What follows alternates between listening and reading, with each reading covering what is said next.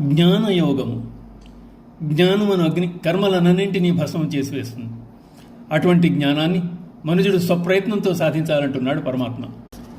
యథైదాంసి సమిద్ధోగ్ని భస్మసాత్ కురుతేర్జున జ్ఞానాగ్ని సర్వకర్మాణి భస్మసాత్ కురుతే తథా.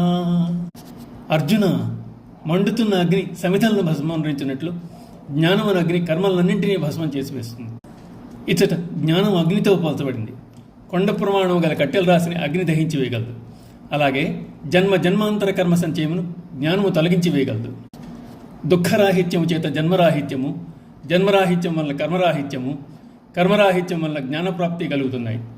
అందుచేత జనన మరణ రూప కర్మల నుండి తప్పించుకోవాలంటే జ్ఞానము సంపాదించుకోవాలి.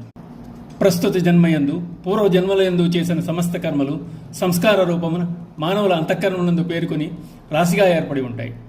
వీటిని సంచిత కర్మలు అంటారు. ఈ జన్మలో అనుభవిస్తున్న ఆ కర్మల యొక్క ఫలములు ప్రారబ్ధ కర్మలు. ఇప్పుడు చేస్తున్న కర్మలు క్రియమాణ కర్మలు. నహి జ్ఞానేన సదృశం పవిత్రమిహ విద్యతే తత్స్వయం యోగ సంసిద్ధ కాలేనాత్మని విందతి. ప్రపంచమున జ్ఞానముతో సమానుగా పవిత్రమైనది వేరొకటి లేదు. శుద్ధాంతఃకరణ గల సాధకుడు బహుకాలము కర్మయోగమును ఆచరించి అట్టి జ్ఞానాన్ని తనంతటి తానే పొందగలడు. చిత్తమాలిన్యమును నిర్మూలించుటకు కర్మ, ఉపాసన, ధ్యానము, యోగము మొదలైన పద్ధతులున్నాయి. ఇవన్నీ జ్ఞానముతో సమానమైనవి కావు, తత్వజ్ఞాన సాధనములు మాత్రమే. జ్ఞానము వాటి యొక్క ఫలస్వరూపం అని భగవానుడు వివరిస్తున్నాడు. జ్ఞానము పవిత్రమైనది, శ్రేష్టమైనది. పరమాత్మ పరమ పవిత్రుడు. భీష్ముడు కూడా ఇదే మాటను ఈ విధంగా పలికాడు. పవిత్రాణం పవిత్రం యో మంగళానాం చ మంగళం అనగా పరమేశ్వరుడు పవిత్రం చేయువారిలో పవిత్రుడు. జ్ఞానము అజ్ఞానమును పోగొట్టి ఆత్మానుభూతిని కలిగజేస్తుంది. అటువంటి జ్ఞానమును మనుజుడు స్వప్రయత్నంతోనే సాధించాలి.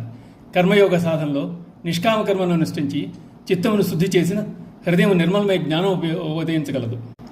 కాలక్రమమున హృదయమందు వ్యక్తమైన జ్ఞానం ఎవరికి వారు అనుభూతి చెందవలసిందే, కానీ వేరొక్కరు దాన్ని అనుభవింప సాధ్యం కాదు. జ్ఞానము మోక్షముల కొరకై తొందరపడరాదు. అది వారి వారి సాధనను బట్టి లభించగలదు.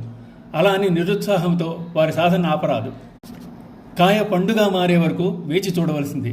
చెట్టుకు నీరు అందించుతుండవలసిందే. నవమాసములో ఆగిన కానీ శిశువు తల్లి గర్భం నుండి బయటకు రాదు కదా.